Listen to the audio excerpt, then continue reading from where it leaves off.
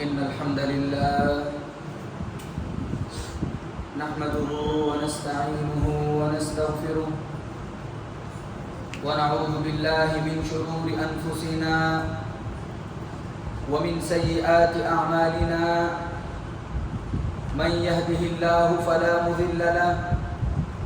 ومن يضلل فلا هادي له وأشهد أن لا إله إلا الله وحده لا شريك له وأشهد أن محمدا عبده ورسوله يا أيها الذين آمنوا اتقوا الله حق تقاته ولا تموتن إلا وأنتم مسلمون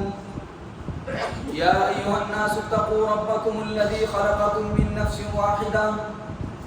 وخلق منها زوجها وبث منهما رجالا كثيرا ونساء واتقوا الله الذي تساءلون به والأرحام إن الله كان عليكم رقيبا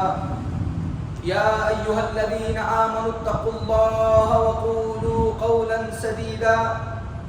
يصلح لكم أعمالكم ويغفر لكم ذنوبكم ومن يطع الله ورسوله فقد فاز فوزا عظيما أما بعد فإن خير الحديث كتاب الله وخير الهدي هدي محمد صلى الله عليه وسلم وشر الأمور محدثاتها وكل محدثة بدعة وكل بدعة ضلالة وكل ضلالة في النار فأعوذ بالله السميع العليم من الشيطان الرجيم بسم الله الرحمن الرحيم قاف والقرآن المجيد بل عجبوا أن جاءهم منذر منهم فقال الكافرون هذا شيء عجيب أإذا متنا وكنا ترابا ذلك رجع بعيد قد علمنا ما تنقص الأرض منهم وعندنا كتاب حفيظ بل كذبوا بالحق لما جاءهم فهم في أمر مريج أفلم ينظروا إلى السماء فوقهم كيف بنيناها وزيناها وما لها من فروج والأرض مددناها وألقينا فيها رواسي وأنبتنا فيها من كل زوج بهيج تبصرة وذكرى لكل عبد منيب وقال تعالى في مقام آخر قل هل ننبئكم بالأخسرين أعمالا الذين ضل سعيهم في الحياة الدنيا وهم يحسبون أنهم يحسنون صنعا أولئك الذين كفروا حبطت أعمالهم فلا نقيم لهم يوم القيامة وزنا. تمام تعریفیں بڑائی کبریائی اس اللہ وحدہ لا شریک کے لیے لائق و زیبا ہے جو ہم تمام کا خالق، مالک، پالنہار، رزاق اور مدبر کائنات ہے. بعد درود و سلام ہو جناب محمد رسول اللہ صلی اللہ علیہ وسلم پر، جنہوں نے اپنی نبوت کی ذمہ داری عتم انداز میں امت مسلمہ کے درمیان میں مکمل فرمائی. بزرگان دین، نوجوانان اسلام، پردہ نشین ماؤں اور بہنوں، خطبہ جمعہ میں جو مصنون خطبہ آپ کے سامنے پڑھا جاتا ہے، ہر جمعہ جو خطبہ حاجہ ہے، جمعہ کے موقع پر،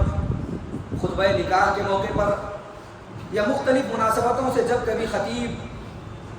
لوگوں کے سامنے خطاب فرماتا ہے تو نبی اکرم صلی اللہ علیہ وسلم کا ایک بڑا مشہور معروف خطبہ مسنونہ کہتے ہیں، مسنون خطبہ. آپ صلی اللہ علیہ وسلم ضرور بضرور اس خطبے کو پڑھا کرتے تھے اور محدثین نے اس خطبے کا نام خطبہ حاجہ رکھا. جب کبھی حاجت پڑی، کبھی گھر میں ضرورت پڑی کہ آپ 4 افراد مہمان بیٹھ رہے ہیں، آپ اس خطبے کے ذریعے سے اپنے کلام کو شروعات کریں. محترم حاضرین کرام، اس خطبے کا معنی مفہوم کیا ہے، اس کے تفصیلات کیا ہیں، اس کے جز پر کبھی آپ کے سامنے گفتگو کی جا سکتی ہے. میں آج آپ کے سامنے اس خطبے کا ایک ٹکڑا اور اس سے متعلق کچھ وضاحتیں آپ کے سامنے کرنا مناسب سمجھتا ہوں. اس خطبے میں ایک بڑا مشہور و معروف جملہ ہے، وہ ہے وَكُلَّ بِدْعَةٍ ضَلَالَةٍ وَكُلَّ ضَلَالَةٍ فِي النَّارِ. ابتدا ایسے ہے وَشَرَّ الْأُمُورِ مُحْدَثَاتُهَا، سب سے بہترین، سب سے برا کام، سب سے خطرناک کام، سب سے برا معاملہ دین میں نئی چیز کو ایجاد کرنا ہے. وَشَرَّ الْأُمُورِ مُحْدَثَاتُهَا وَكُلَّ مُحْدَثَةٍ بِدْعَةٍ، اور دین میں ہر نئی چیز ایجاد کرنا جو نہ نبی اکرم صلی اللہ علیہ وسلم نے کی ہو، جو نہ صحابہ کرام نے کی ہو،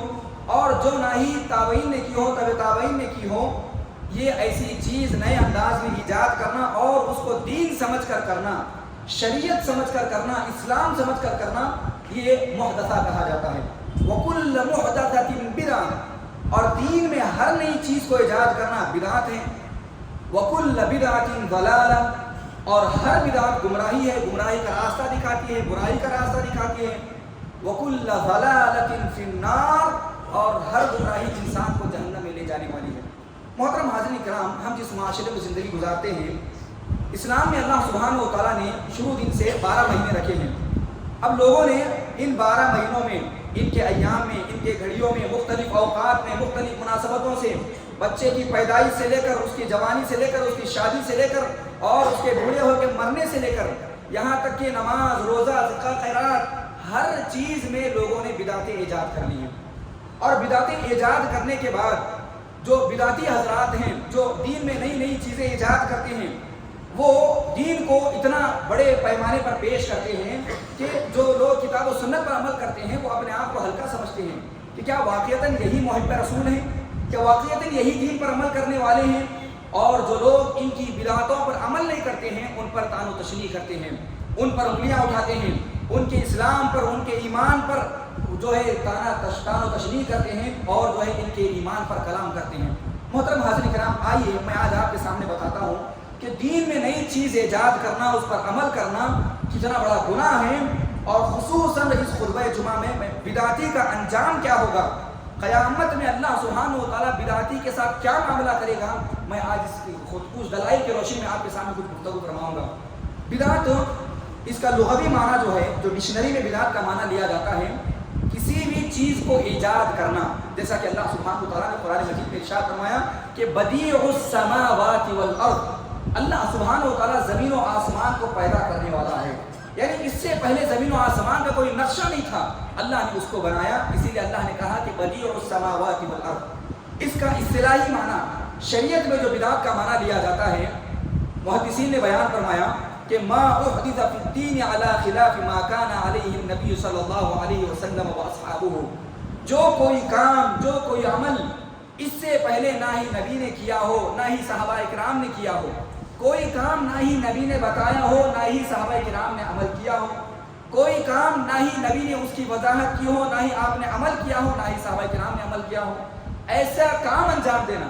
عقدی اعتبار سے ہو یا عام اپنے معاملات کے اعتبار سے ہو، من عقیدت او عمل، وہ عقیدے کے اعتبار سے ہو یا عمل کے اعتبار سے ہو، ہی الحادث فی الدین بعد الاکمال،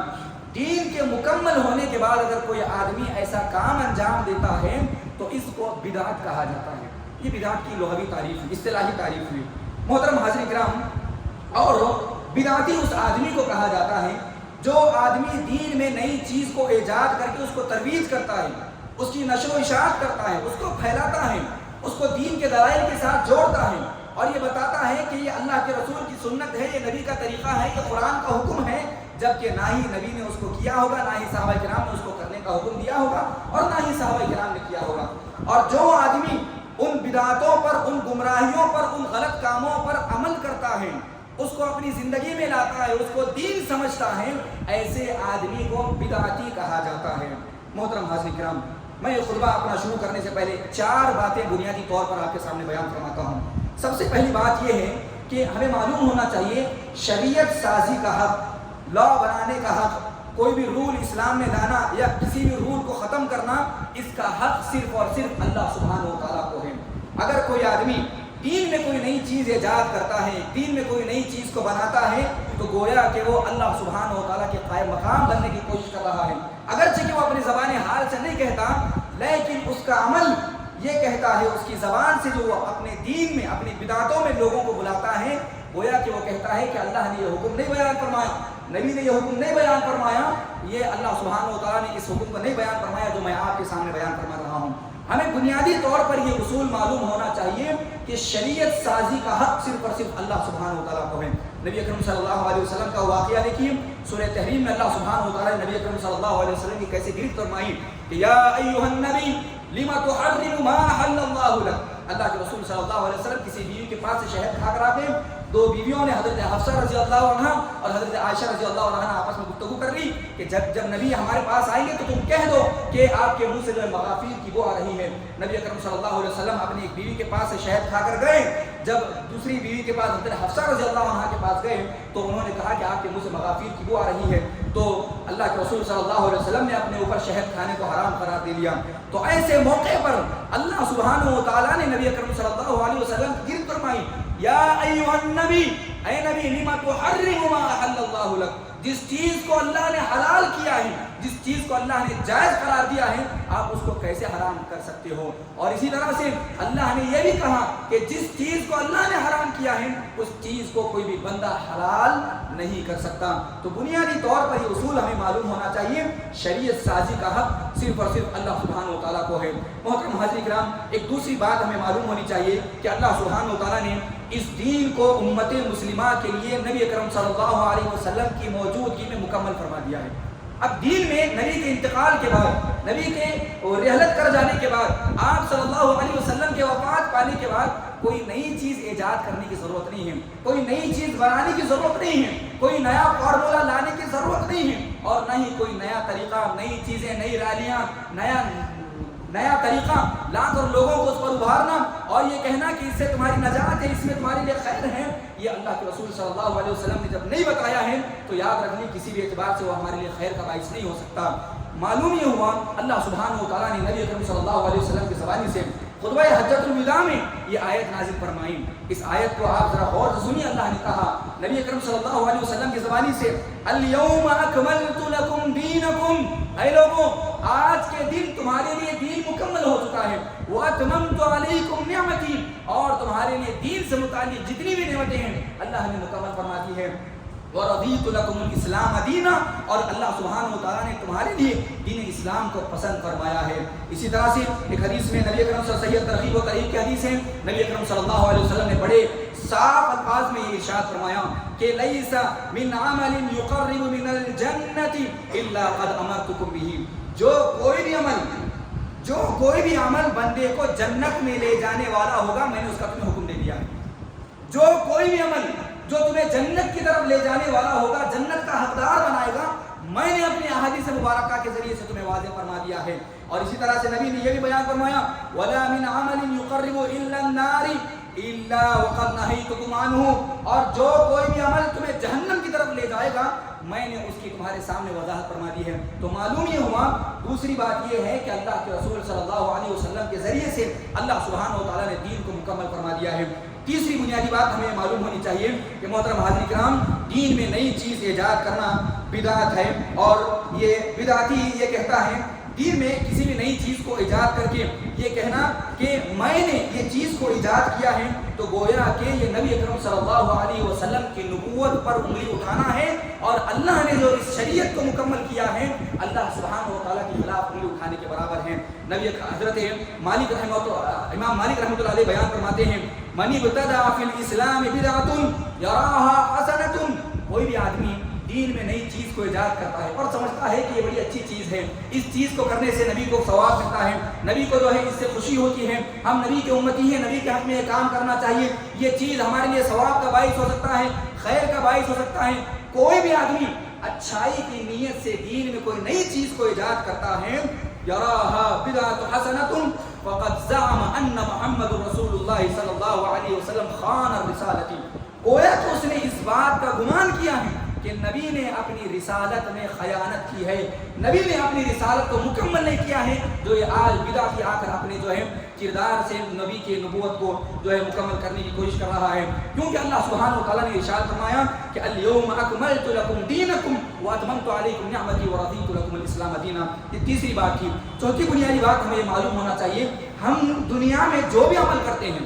جو بھی خیر کا کام کرتے ہیں، یاد رکھیے دو ہی بنیادی شرطوں پر وہ عمل قبول ہوتا ہے۔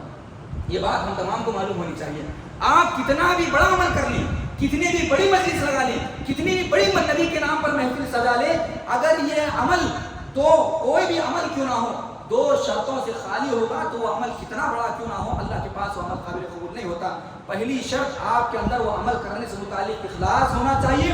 دوسری شرط وہ عمل نبی کے عمل سے موافق ہونا چاہیے۔ کوئی بھی عمل کتنا بڑا کیوں نہ ہو، اگر وہ عمل اخلاص سے خالی ہو، اس کا دل ابتغاء وجہ اللہ کے لیے نہ ہو، اللہ کو راضی کرنے کے لیے نہ ہو، یاد رکھیے آپ ایک پہاڑ کے برابر بھی سونا خرچ کر دیں، وہ سونا اور وہ آپ کا انفاق فی سبیل اللہ آپ کو جہنم میں لے کر جائے گا۔ اسی طرح سے ایک عمل ہے پورے اخلاص کے ساتھ، پوری للہیت کے ساتھ، اللہ کو راضی کرنے کے لیے، نبی کے لیے، نبی کی محبت کی خاطر، نبی کو راضی کرنے کی خاطر، نبی کی شفاعت کی خاطر آپ وہ عمل انجام دیتے ہیں، لیکن اگر وہ عمل نبی کی سنت کے موافق نہیں ہوگا، نبی نے اس عمل کو نہیں کیا ہوگا، نبی نے اس عمل کو نہیں بتایا ہوگا، یاد رکھیے یہ بھی عمل بدعت شمار ہوتا ہے۔ تو یہ دو چیزوں کو عمل کرتے ہوئے ہمیں بے حد ضروری ہے۔ اللہ کے رسول صلی اللہ علیہ وسلم کے پاس دو صحابہ کرام آئے، آپ صلی اللہ علیہ وسلم حضرت عائشہ کے پاس انہوں نے نبی اکرم صلی اللہ علیہ وسلم کی عبادت سے متعلق پوچھا کہ نبی عبادت کیسے کرتے ہیں؟ حضرت عائشہ رضی اللہ عنہ اللہ کے رسول صلی اللہ علیہ وسلم کی عبادت کی کیفیت کو بیان فرمایا۔ وہ تمام تین صحابہ کرام جو گروہ آیا ہوا تھا، انہوں نے دیکھا کہ ہم جو ہے نبی صلی اللہ علیہ وسلم کے عمل کے مطابق بڑے کمزور ہیں، بہت پیچھے ہیں، نبی بہت زیادہ عمل کرتے ہیں، ہم نبی کی امتی ہیں، زیادہ سے زیادہ عمل کرنا چاہیے۔ کسی نے جذبات میں آ کر پورے مکمل ہوش و حواس میں انہوں نے یہ جملہ کہہ دیا کہ میں اب شادی ہی نہیں کروں گا، میں رات بھر قیام اللیل کروں گا، میں اپنی بیوی سے ملاقات نہیں کروں گا۔ جب نبی اکرم صلی اللہ علیہ وسلم کو معلوم ہوا، جذبات میں آ کر جو انہوں نے جملہ کہہ دیا تھا، نبی ممبر پر چڑھے، آپ نے خطاب فرمایا، اے لوگو تم کیوں دین میں اس طرح سے نیا معاملہ کرتے ہو؟ تم نبی سے کیا آگے بڑھنا چاہتے ہو؟ تم میرے امتی ہو، تمہیں اتنا ہی عمل کرنا ہے جتنا میں نے بتایا ہے۔ میں بیویوں سے ملاقات بھی کرتا ہوں، میں روزے بھی رکھتا ہوں اور میں قیام اللیل بھی کرتا ہوں۔ تو معلوم یہ ہوا کہ ذرہ برابر بھی شریعت کے حدود سے اگر کوئی آگے بڑھتا ہے تو یاد رکھیے گویا کہ وہ دین میں نئے انداز میں نئے طریقے سے نبی سے تجاوز کر رہا ہے۔ آئیے شریعت اسلامیہ میں بدعات سے متعلق اللہ کے رسول صلی اللہ علیہ وسلم نے کتنی خطرناک باتیں بیان فرمائی ہیں اس کو جانتے ہیں۔ سب سے پہلی حدیث صحیح بخاری اور صحیح مسلم کی حدیث ہے، حضرت عائشہ رضی اللہ عنہ بیان کرتی ہیں کہ نبی اکرم صلی اللہ علیہ وسلم نے ارشاد فرمایا، من احدث فی امرنا ھذا ما لیس منہ فہو رد۔ اگر کوئی آدمی اس دین میں نئی چیز کو ایجاد کرتا ہے جو ہمارے اس امر میں نہیں ہے، ہمارے اس طریقے اور ہماری اس شریعت میں نہیں ہے، تو وہ چیز اللہ کے ہاں مردود شمار کر دی جائے گی، قابل قبول شمار نہیں ہوگی، اللہ سبحانہ و تعالیٰ اس کا کوئی حساب و کتاب کرنے والا نہیں ہے۔ اسی طرح سے ایک دوسری حدیث میں آتا ہے کہ آپ صلی اللہ علیہ وسلم نے ارشاد فرمایا، ہر خطبے میں نبی اکرم صلی اللہ علیہ وسلم یہ جملہ پڑھا کرتے تھے، وَشَرَّ الْأُمُورِ مُحْدَثَاتُهَا، کہ ہر دین میں نئی چیز ایجاد کرنا یہ سب سے برا عمل ہے، اور وَكُلَّ مُحْدَثَةٍ بِدْعَةٍ، اور ہر نئی چیز جو ہے بدعت شمار کی جاتی ہے، وَكُلَّ بِدْعَةٍ ضَلَالَةٍ، اور ہر بدعت گمراہی ہے، وَكُلَّ ضَلَالَةٍ فِي النَّارِ، اور ہر گمراہی جو ہے انسان کو جہنم میں لے کر جانے والی ہے۔ اسی طرح سے دوسری حدیث نبی اکرم صلی اللہ علیہ وسلم نے ارشاد فرمایا، من عمل عملا لیس علیہ امرنا فہو رد، کوئی آدمی ایک ایسا عمل کرتا ہے جو ہمارے طریقے پر نہیں ہے، ہمارے راستے پر نہیں ہے، اور وہ ہمارے راستے سے ہو کر جاتا نہیں ہے، تو یاد رکھیے وہ عمل اللہ کے پاس مردود شمار کیا جاتا ہے۔ صحیح مسلم کی حدیث ہے، حضرت ابو ہریرہ رضی اللہ عنہ راوی ہیں کہ نبی اکرم صلی اللہ علیہ وسلم نے ارشاد فرمایا، اے لوگوں ذرا اس حدیث کو غور سے سنو، جو اب آپ بدعت کو پسند کرتے ہیں، بدعتوں میں اپنا مکمل طاقت گواتے ہیں، اپنا پیسہ خرچ کرتے ہیں، اور بدعتوں کو بڑے اچھے انداز میں قبول کر کر اس پر عمل کرتے اور فخر محسوس کرتے ہیں، نبی اکرم صلی اللہ علیہ وسلم نے ارشاد فرمایا، یکون فی آخر الزمان دجالون کذابون، آخری زمانے میں ایسے دجال قسم کے لوگ، ایسے کذاب قسم کے لوگ تمہارے پاس آئیں گے، یأتونکم من الاحادیث بما لم تسمعوا انتم، ایسی حدیثیں تمہارے سامنے لے کر آئیں گے، ایسے واقعات، ایسے استدلالات اور ایسی باتیں تمہارے سامنے لائیں گے جس کو نہ ہی تم نے سنا ہوگا اور نہ ہی تمہارے آباء و اجداد نے ان حدیثوں کو سنا ہوگا۔ انتم ولا آباؤکم فإیاکم وإیاہم، ایسے لوگوں سے بچو، ایسے لوگوں کی تقریریں سننے سے اجتناب کرو، ایسے لوگوں کی استدلالات سے، ایسے لوگوں کی مجلسوں میں بیٹھنے سے اے لوگوں تمہیں اجتناب کرنا چاہیے۔ اس کے بعد نبی اکرم صلی اللہ علیہ وسلم نے فرمایا، لا یضلونکم ولا یفتنونکم، کہیں ایسا نہ ہو کہ تم ان کی بات کو سن لو، ان کی حدیث کو سن لو، ان کی تقریر کو سن لو، ان کی مجلس میں بیٹھ لو، اور جو ہے تمہیں یہ گمراہ کر دیں اور یہ تمہیں فتنے کا شکار نہ کر دیں۔ حضرت حذیفہ بن یمان رضی اللہ عنہ، صحیح مسلم کی حدیث ہے، صحیح مسلم کی حدیث ہے، حضرت حذیفہ بن یمان رضی اللہ عنہ کہتے ہیں کہ میں ہمیشہ نبی اکرم صلی اللہ علیہ وسلم کے پاس بیٹھ کر شر سے متعلق سوال پوچھتا تھا۔ لوگ خیر سے متعلق پوچھتے تھے کہ ای الاسلام افضل، ای العمل خیر، تو میں نبی اکرم صلی اللہ علیہ وسلم سے ہمیشہ شر سے متعلق پوچھتا تھا۔ کیونکہ شر سے بچ جاؤں گا تو خیر کے زیادہ سے زیادہ کام تو میں کر ہی سکوں گا۔ تو انہوں نے ایک مرتبہ نبی اکرم صلی اللہ علیہ وسلم سے پوچھا کہ اے اللہ کے رسول مجھے کوئی كنت اسأل عن شر مخافة ان يدركني فقلت یا رسول اللہ انا كنا في جاہلیت وشر، اے اللہ کے رسول ہم جاہلیت میں تھے، ہمارے اندر شر موجود تھا، ہم شر میں تھے، فجاءنا الله بهذا الخير، اللہ سبحانہ وتعالی نے اسلام کے ذریعے سے ہمارے پاس خیر کو پہنچایا، فهل بعد ذلك الخير من شر، کیا اب یہ اسلام آنے کے بعد بھی ہمارے پاس کوئی شر آئے گا؟ نبی اکرم صلی اللہ علیہ وسلم نے فرمایا کہ ہاں، قلت وهل بعد ذلك من الشر خیر، کیا پھر اس شر کے بعد بھی خیر آنے والا ہے؟ یعنی پہلے اسلام آیا، شر کے بعد اسلام آیا، خیر ہوا، پھر صحابی نے پوچھا کہ کیا خیر آنے کے بعد بھی شر آئے گا؟ نبی نے کہا کہ ہاں خیر آنے کے بعد بھی شر آئے گا۔ پھر صحابی نے پوچھا کہ کیا پھر شر آنے کے بعد خیر آئے گا؟ تو نبی اکرم صلی اللہ علیہ وسلم نے کہا ہاں کہ پھر شر آنے کے بعد خیر آئے گا۔ نبی اکرم صلی اللہ علیہ وسلم نے فرمایا جب خیر کے بعد شر آئے گا، آپ نے کہا کہ وفیہ دخن، اس میں دخن ہوگا۔ صحابی نے پوچھا کہ وما دخنہ، اس میں کیسے دخن ہوگا؟ آپ صلی اللہ علیہ وسلم نے فرمایا قوم یہدون بغیر ہدی، کچھ لوگ میرے بتائے ہوئے طریقے کے مخالف چلیں گے، میرے راستے کے مخالف چلیں گے، میں ان کو سیدھے راستے کی طرف بلاؤں گا، وہ میرے مخالف راستے کی طرف آئیں گے، میں ان کو سنت کی طرف بلاؤں گا، وہ بدعت کی طرف آئیں گے، میں ان کو خیر کی طرف بلاؤں گا، وہ جو ہے بدعات اور برائیوں کے راستے سے چل کر آئیں گے، میں ان کو نماز میں صحیح طریقے سے نماز پڑھنے کا حکم دوں گا،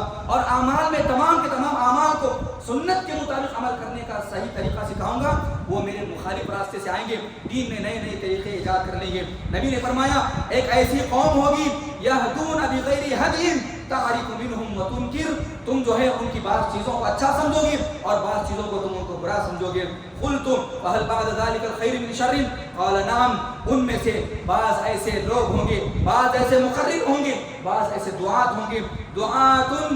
علی ابواب جہنم، جو جہنم کے دروازے پر کھڑے ہوئے ہوں گے، من اجابہم الیہا قذفوها، جو ان کی تقریروں کو سنے گا، جو ان کی باتوں کو سنے گا، یاد رکھیے وہ سیدھا اور جہنم کے راستے کی طرف بلائیں گے۔ بعد میں نبی صلی اللہ علیہ وسلم نے فرمایا ان کے اوصاف کیا ہوں گے؟ کہا ہم من جلدتنا، وہ ہماری جلدوں میں سے ہوں گے، ہماری چمڑیوں کی طرح ہوں گے، وَيَتَكَلَّمُونَ بِأَلْسِنَتِنَا، ہماری زبانوں میں بات کریں گے، کہیں گے اللہ نے فرمایا، اللہ کے رسول نے فرمایا، یہ فلاں صحابی کا قول ہے، فلاں صحابی کا عمل ہے۔ آپ تحقیق کر لیں، آپ ریسرچ کریں تو یاد رکھیے کوئی واقعہ سچا آپ کو نہیں ملے گا، کوئی بات آپ کو سچی نہیں ملے گی، یہ لوگ آپ کو جہنم کے راستے کی طرف بلائیں گے۔ نبی نے آج سے 1450 سال پہلے ہمیں ان بدعتیوں سے متعلق ہمیں بیان اور ارشاد فرما دیا تھا۔ محترم حاضرین کرام، امام سفیان ثوری رحمۃ اللہ علیہ بہت بڑے تابعی ہیں، یہ بیان کرتے ہیں کہ البدعۃ احب الی الابلیس من المعصیۃ، ابلیس کے پاس گناہ سے زیادہ محبوب بدعت ہے۔ ابلیس گناہ کو اتنا پسند نہیں فرماتا، گناہ گار آدمی کو اتنا پسند نہیں فرماتا جتنا ابلیس بدعتی آدمی کو اتنا پسند فرماتا ہے۔ کیوں؟ ایک گناہ گار آدمی اپنے گناہوں سے توبہ تو کر سکتا ہے، اپنے گناہوں پر شرمندہ تو ہو سکتا ہے، اپنے گناہوں کی معافی مانگ سکتا ہے۔ بدعتی آدمی اپنی بدعت کو جو انجام دیتا ہے، اپنے بدعت کے اعمال کو جو کرتا ہے، وہ اس میں مزید بڑھتا چلا جاتا ہے اور اچھے انداز میں کرتا ہے۔ پچھلے سال میں اس نے کچھ کمی کی تھی، اس سال میں وہ مزید اور اچھے انداز میں اس کو کرنے کی کوشش کرے گا۔ بدعتی توبہ نہیں کرے گا، جس کو اللہ سبحانہ و تعالیٰ توفیق دے وہی بدعتی توبہ کر سکتا ہے۔ جس بندے کو اللہ سبحانہ و تعالیٰ توفیق نہ دے تو ایسا بدعتی آدمی گناہ گار سے زیادہ ابلیس کو پسند ہے، یاد رکھیے۔ آئیے بدعتی کا انجام کیا ہوگا، کتاب و سنت کی روشنی میں کچھ باتیں آپ کے سامنے بیان فرما دیتا ہوں۔ بدعتی کا انجام، جو آدمی دین میں نئی نئی چیزیں ایجاد کرتا ہے اور اسلام میں جو کام نہ ہی نبی نے کیا ہو، نہ ہی صحابہ کرام نے کیا ہو، نہ ہی تابعین نے کیا ہو، بعد میں اپنی طرف سے اپنی خواہشات کی بنیاد پر جو لوگ دین میں نئے نئے مسائل کو ایجاد کرتے ہیں، اس کو مستحسن سمجھتے ہیں، اس کو اچھا سمجھتے ہیں اور اس پر عمل کرتے رہتے ہیں، تو یاد رکھیے بدعتی کا سب سے برا انجام قیامت کے دن جب وہ اللہ کے دربار میں حاضر ہوگا، اس کے تمام اعمال اللہ سبحانہ و تعالیٰ برباد کر دے گا۔ سورہ کہف کی آج جمعہ میں آپ نے تلاوت فرمائی ہوگی، جمعہ سے پہلے آخر آیتوں میں اللہ سبحانہ و تعالیٰ نے کہا کہ اے محمد صلی اللہ علیہ وسلم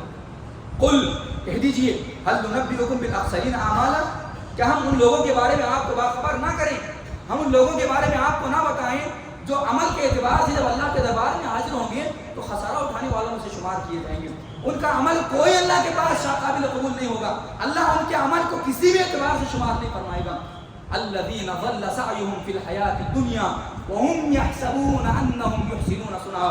قرآن کے الفاظ دیکھیے کتنے واضح الفاظ میں اللہ سبحانہ و تعالیٰ نے وضاحت فرمائی، الذین ضل سعیہم فی الحیات الدنیا،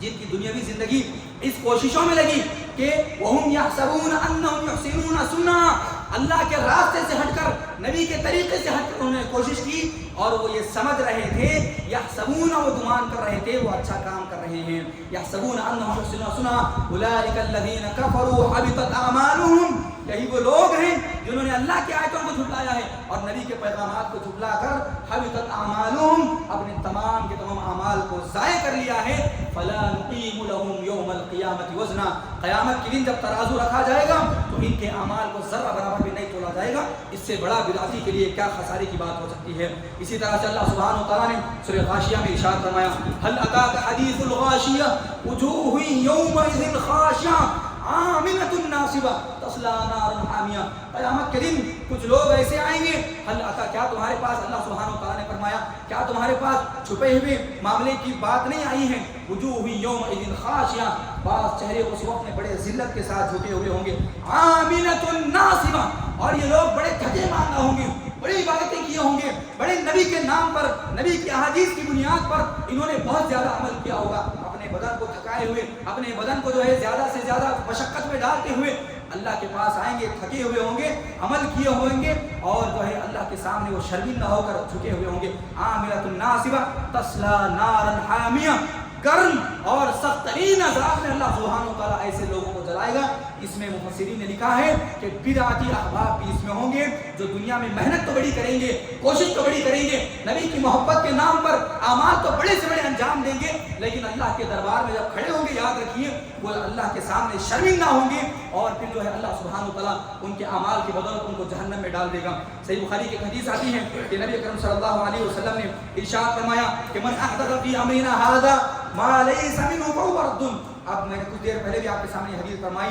کہ ماں عائشہ فرماتی ہے کہ نبی اکرم صلی اللہ علیہ وسلم نے ارشاد فرمایا کہ جو کوئی بھی آدمی اس دین میں نئی چیز کو ایجاد کرتا ہے، اللہ سبحانہ و تعالیٰ اس کے معاملے کو مردود کر دیتا ہے، ہٹا دیتا ہے، ریجیکٹ کر دیتا ہے، اس کا وہ عمل نہیں دیکھا جائے گا کہ کتنی اچھی نیت سے کر رہا ہے، کتنے اچھے انداز میں کر رہا ہے، کتنے بہتری کے ساتھ کر رہا ہے، اللہ سبحانہ و تعالیٰ ان چیزوں کو نہیں دیکھتا، بلکہ اگر وہ آدمی دین میں نئی چیز کو ایجاد کر کے کرتا ہے، اللہ سبحانہ و تعالیٰ اس کے معاملے کو جو ہے ریجیکٹ کر دیتا ہے۔ محترم حاضرین کرام، یہ پہلا بدعتی کا نقصان ہے اور بدعتی کا انجام ہے، قیامت کے دن وہ آدمی خسارہ اٹھانے والوں میں سے شمار کیا جائے گا اور اس کے تمام اعمال برباد کر دیے جائیں گے۔ اسی طرح سے دوسرا جو بدعتی کے حق میں برا انجام ہوگا، یاد رکھیے اللہ کے رسول صلی اللہ علیہ وسلم نے بدعتی آدمی کے حق میں، جو آدمی دنیا میں بدعتیں ایجاد کرتا ہے، بدعتوں پر عمل کرتا ہے، بدعتی بن کر مرتا ہے بغیر توبہ کے، اللہ کے رسول صلی اللہ علیہ وسلم کی اس پر لعنت، اللہ کی لعنت، اس کے فرشتوں کی لعنت اور تمام کے تمام انسانوں کی اس کے اوپر لعنت ہوتی ہے۔ حدیث کیا ہے؟ حدیث اس طرح سے ہے کہ نبی اکرم صلی اللہ علیہ وسلم نے ارشاد فرمایا، من احدث فیہا حدثا، جو کوئی آدمی دین میں نئی چیز کو ایجاد کرتا ہے، فعلیہ لعنت اللہ، ایسے آدمی پر اللہ کی لعنت، والملائکۃ، اس کے فرشتوں کی لعنت، والناس اجمعین، اور تمام کے تمام انسانوں کی ایسے بدعتی آدمی پر لعنت ہوتی ہے۔ صحیح بخاری کی حدیث ہے، نبی اکرم صلی اللہ علیہ وسلم نے ارشاد فرمایا کہ من آوى محدثا، بدعتی الگ ہیں، جو بدعتوں کے ایجاد کرتا ہے الگ ہیں، بدعتوں پر عمل کرتا ہے اس کی لعنت، اس کے اوپر لعنت الگ ہے، لیکن اگر کوئی مومن آدمی، کوئی مسلمان آدمی کسی بدعتی کو پناہ دیتا ہے، صحیح بخاری کی حدیث ہے، صحیح بخاری کی حدیث سے اگر کوئی آدمی کسی بدعتی کو پناہ بھی دیتا ہے تو اللہ کے رسول نے فرمایا من آوى محدثا لعنت اللہ علیہ، ایسے آدمی پر بھی اللہ سبحانہ و تعالیٰ کی لعنت ہے۔ بدعتی سے متعلق نبی اکرم صلی اللہ علیہ وسلم نے کتنا سخت انداز میں کلام فرمایا ہے۔ اسی طرح سے ایک تیسرا محترم حاضرین کرام، بدعتی کا سب سے برا جو انجام ہوگا، قیامت کے دن اپنے گناہوں کا تو بوجھ لے گا، اپنی بدعات کا تو بوجھ لے گا، اپنی غلطیوں کا تو بوجھ لے گا، لیکن اس کے بدعت ایجاد کرنے کی وجہ سے، اس کے غلط کاموں کی وجہ سے، اس کو دیکھ کر دوسرے لوگوں نے جو اپنی زندگی میں بدعت کو اپنا لیا ہے، اس کا بھی بوجھ اس کے سر پر آئے گا۔ مثال کے طور پر آپ خاندان میں ایک بڑے آدمی ہیں، آپ کی بات چلتی ہے، آپ کا عمل چلتا ہے، آپ نے جو کہا وہ آپ کی بات مانی جاتی ہے، آپ نے اپنی طرف سے ایک بدعت کو اپنے خاندان میں ایجاد دیا، آپ نے اپنی طرف سے ایک نئی بدعت کو اپنے خاندان میں ایجاد دے کر چلے گئے، آپ کا انتقال ہوا، قیامت کے دن آپ اپنی بدعت کا تو مکمل जो है गुनाह पाएंगे, आपका बोझ जो है आप अपनी बोझ उठाएंगे, लेकिन आपके ख़ानदान में आपके जितने भी अहबाब ने उस बिदात पर अमल किया होगा वो भी बोझ क़यामत के दिन आपको उठाना पड़ेगा। सूरह नहल आयत नंबर 25 में अल्लाह सुब्हानहू व तआला ने इरशाद फरमाया, लियहमिलू औज़ारहुम कामिलतन यौमल क़ियामा, क़यामत के दिन वो अपना तो मुकम्मल बोझ उठाएंगे। इसी तरह से अल्लाह सुब्हानहू व तआला ने फरमाया, व मिन औज़ारिल लज़ीना युज़िल्लूनहुम बिग़ैरि इल्मिन, और उनका भी वो लोग बोझ उठाएंगे जो बगैर इल्म के इन्होंने लोगों को भी गुमराह फरमाया था, उसका भी इस आदमी को बोझ उठाना फरमाएगा। अला साअ मा यज़िरून, ऐ लोगों ये कितना ही बुरा बोझ है, जो अपना तो बोझ उठा सकता है लेकिन दूसरों का बोझ उठाना इंसान के लिए कितना तकलीफ का हो सकता है। नबी अकरम सल्लल्लाहु अलैहि वसल्लम ने इरशाद फरमाया कि मन दआ इला हुदन कान लहू मिन अल-अज्रि मिस्लु उजूरि मन तबिअहू ला यनकुदु अला ज़ालिका मिन उजूरिहिम शैयन। कोई आदमी किसी महल्ले में, अपने खानदान में, अपनी बस्ती में, अपनी मस्जिद में एक नई चीज को और एक नए अल्लाह के रसूल की सुन्नत को ईजाद करता है, जो सुन्नत मुआशरे में खुद हो चुकी थी, नबी ने उस काम को किया था, लोग नहीं कर रहे हैं, अगर वो कोई काम को नए अंदाज में शुरू करता है अल्लाह सुब्हानहू व तआला उस अमल को करने की वजह से उसको भी सवाब अता फरमाता है, उसकी वजह से जो दूसरे लोग अमल कर रहे हैं उसका भी अल्लाह सुब्हानहू व तआला उसको सवाब अता फरमाता है। इसी तरह से अगर कोई आदमी दीन में नई बिदात ईजाद करता है और वो बिदात पर खुद अमल करता है, उसको देखकर लोग भी अमल करते हैं, तो उसका मुकम्मल गुनाह उस आदमी पर आकर पड़ता है और क़यामत के दिन वो उसका तमाम के तमाम लोगों का बोझ उठाएगा। मोहतरम हाज़िरीन किराम, इसी तरह से बिदाती के लिए एक चौथी सबसे खतरनाक बुरी बात यह है और क़यामत के दिन सबसे सख्त तरीन अंदाज में बिदाती के साथ जो मामला किया जाएगा वो ये है कि हौज़े कौसर जैसी अजीम नेमत से बिदातियों को महरूम किया जाएगा।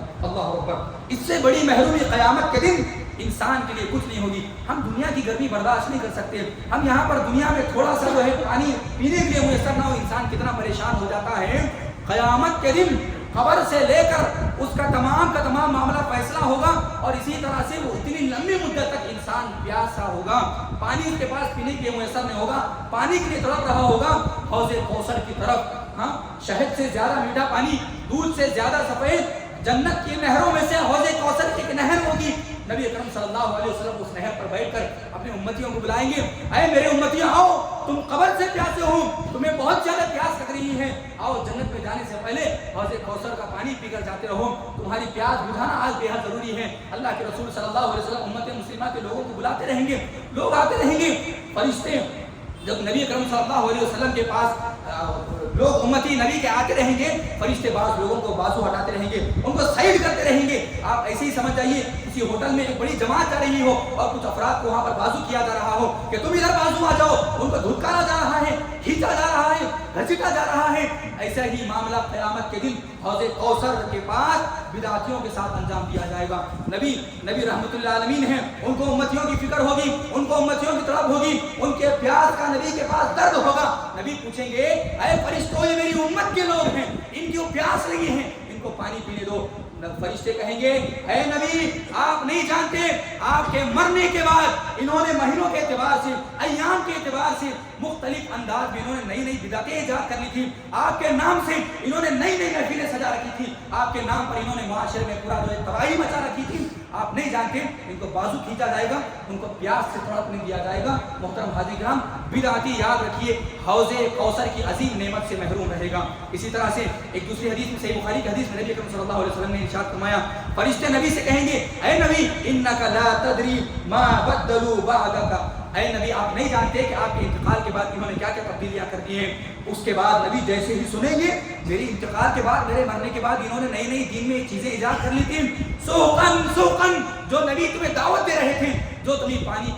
तुम्हें पानी पीने के लिए बुला रहे थे, वही नबी कहेंगे दूरी हो जाए। मेरे बाद जिन्होंने दीन में नई चीजें ईजाद करनी है उनके लिए यहाँ पर कोई हक नहीं बनता। लिमन बद्दल बादी, मेरे बाद जिन्होंने दीन को तब्दील कर लिया, मेरी शरीयत को तब्दील कर लिया, मेरी जो है बताए हुए तरीके को, मेरे मनहज को तब्दील कर लिया, याद रखिए अल्लाह के रसूल सल्लल्लाहु अलैहि वसल्लम खुद उनको धुतकार देंगे और वहाँ से हौज़े कौसर से हटा देंगे। इसी तरह से बिदाती के लिए पांचवा सबसे बुरा अंजाम ये है कि उसको अल्लाह सुब्हानहू व तआला तौफीक की तौबा करने की अल्लाह तौफीक ने अता फरमाएगा। हदीस इस तरह से है कि हज़रत अनस बिन मालिक रज़ियल्लाहु अन्हु हैं, नबी अकरम सल्लल्लाहु अलैहि वसल्लम ने इरशाद फरमाया, इन्नल्लाह हजब तौबत मिन कुल्ली साहिब बिदअतिन, اللہ ہر صاحب بدعت سے توبہ کی توفیق چھین لیتا ہے، حتی یدع بدعتہ، یہاں تک کہ وہ اپنی بدعت کو خود نہیں چھوڑ دیتا اور بدعت سے اللہ سے معافی نہیں مانگ لیتا، اللہ سبحانہ وتعالیٰ اس کو توبہ کی توفیق نہیں عطا فرما دیتا ہے۔ اور آخری بات بدعتی کا برا انجام یہ ہے، اصل ٹھکانہ یاد رکھیے بدعتی کا جہنم ہے۔ اللہ کے رسول صلی اللہ علیہ وسلم نے فرمایا کہ وَكُلَّ بِدْعَةٍ ضَلَالَةٍ وَكُلَّ ضَلَالَةٍ فِي النَّارِ، ہر بدعت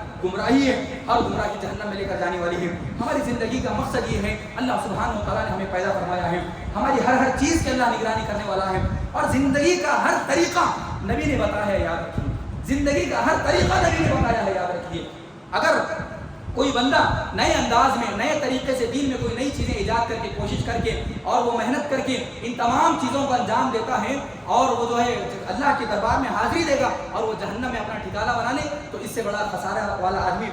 کون ہوگا؟ محترم حاضرین کرام، یہ کچھ بدعات سے متعلق اور بدعتیوں کے انجام سے متعلق میں نے آپ کے سامنے باتیں بیان فرمائی ہیں۔ مقصد یہی تھا کہ ہم جن ایام سے گزر رہے ہیں، ماہ ربیع الاول کا مہینہ چل رہا ہے، اسی طرح سے آگے آپ کے سامنے رجب کا مہینہ آئے گا، شعبان کا مہینہ آئے گا، سال کے 12 مہینے ہم نے مختلف انداز میں ہمارے مسلم معاشرے میں اڑوس پڑوس میں لوگ جو ہے بدعتیوں کو بڑے ہلکے میں لیتے ہیں، اور بدعتی احباب جو اسپیکرز ہوتے ہیں وہ بڑے اچھے انداز میں لوگوں کو ابھارنے کی کوشش کرتے ہیں، اپنی طرف دعوت دیتے ہیں، قرآن کی بات کرتے ہیں، حدیث سے بات کرتے ہیں، فہم صحابہ اور اللہ کے رسول صلی اللہ علیہ وسلم کی فہم کی بنیاد پر جو بات ملے گی اپنے جبڑوں سے اس بات کو پکڑنا ہوگا، اور جو بات نہ ہی کتاب و سنت میں اور نہ ہی فہم صحابہ اور نہ ہی تابعین کے طریقے سے ملے گی، یاد رکھیے ایسی بات کو دیوار پر مار دیا جائے گا، ایسی بات کی شریعت اسلامیہ میں کوئی حیثیت نہیں ہوگی۔ کچھ باتیں میں نے آپ کے سامنے بدعت سے متعلق بیان فرمائی ہیں۔ محترم حاضرین کرام، اللہ سبحانہ وتعالیٰ سے دعا کرتا ہوں اللہ سبحانہ وتعالیٰ ہم تمام کو جو بدعت کی خطرناکیاں ہیں ان سے ہماری حفاظت فرمائیں،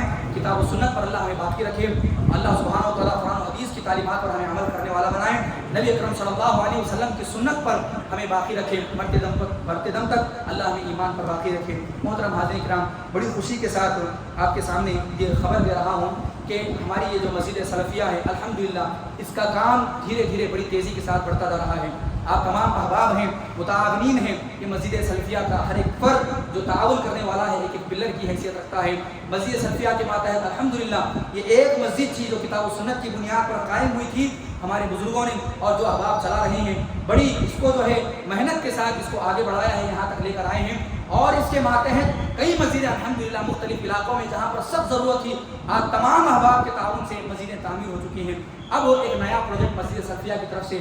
بن رہا ہے۔ ایک عمارت تھی جو مسجد سلفیہ کے نام پر ایک بڑے صاحب نے وقف کر دی تھی، اس عمارت کے ذریعے سے مسجد سلفیہ کے ماتحت جتنے بھی خیر کے کام ہوتے تھے وہیں سے اس کا خرچہ مکمل ہوتا تھا، اور اسی طرح سے دیگر جو کام ہوتے تھے آپ کے تعاون سے اخراجات مکمل ہوتے تھے۔ اب اس مسجد کو، اس عمارت کو جو مسجد سلفیہ کے نام پر ہے منہدم کر دیا گیا ہے، نئے انداز میں سلفیہ کمپلیکس کے نام سے عمارت کو بنایا جا رہا ہے۔ ایک بات آپ کو بتا کے اپنی بات کو ختم فرماتا ہوں، آج جو مساجد اور مدارس کے معاملات ہیں یاد رکھیے اس کو مستحکم کرنے کی ضرورت ہے، پائیدار بنانے کی ضرورت ہے۔ ہم جب تک چندہ دیں گے یہ بات ہی بڑی بہتر ہے، لیکن ایک مسجد کو کسی ایک جو ہے کرائے کے ساتھ جوڑ دیا جائے، ایک ادارے کو کسی ایک اچھی چیز کے ساتھ جوڑ دیا جائے، اس کا وہاں سے مکمل اخراجات ہوتا رہے، یہ سب سے بہتر طریقہ ہے اور یہ چیز قیامت تک باقی رہنے والی ہے۔ تو مسجد سلفیہ کا کمپلیکس کا کام چل رہا ہے، سلفیہ کمپلیکس کا، آپ تمام احباب سے گزارش کی جاتی ہے اس کمپلیکس کی تعمیر میں، اس کمپلیکس سے جو بھی تعاون آئے گا، اخراجات آئیں گے، وہ تمام کے تمام مسجد سے متعلق، مسجد کی عمارت، مسجد سے جتنے بھی مسائل جڑے ہوئے ہوں گے